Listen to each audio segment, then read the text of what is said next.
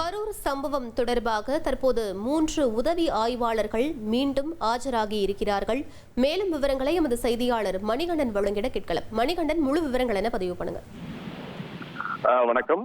கரூர் கூட்ட நெரிசல் சம்பவம் தொடர்பான சிபிஐ விசாரணையானது கடந்த மாதம் 17ஆம் தேதியிலிருந்து கரூரில் நடைபெற்று வருகிறது. குறிப்பாக கரூர் சுற்றுலா மாளிகையில் தங்கியுள்ள சிபிஐ அதிகாரிகள் வேலுசாமிபுரம் பகுதியில் 41 பேர் உயிரிழந்த சம்பவத்தின் போது அந்த பாதுகாப்பு பணியில் ஈடுபட்டிருந்த 12 காவலர்கள் மற்றும் 7 உதவி ஆய்வாளர்களிடம் நேற்று சிபிஐ அதிகாரிகள் விசாரணை நடத்தினர்.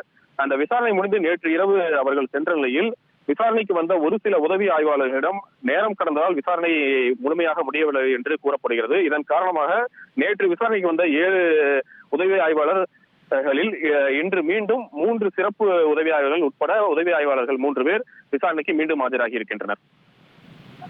விவரங்களுக்கு நன்றி மணிகண்டன். 1,24,00,000 மனங்களை வென்ற தந்தி டிவி யூடியூப் சேனல். தவிர்க்க முடியாத தம்ப்நெயில்ஸ், கலக்கலான கான்டென்ட்ஸ். நீங்களும் இந்த குடும்பத்தில் இணைய இப்பவே சப்ஸ்கிரைப் பண்ணுங்க. அசுரபலம் கொண்ட எங்கள் டிஜிட்டல் கரங்களில் உங்கள் விளம்பரங்களை சேர்க்க வாட்ஸ்அப் பண்ணுங்க.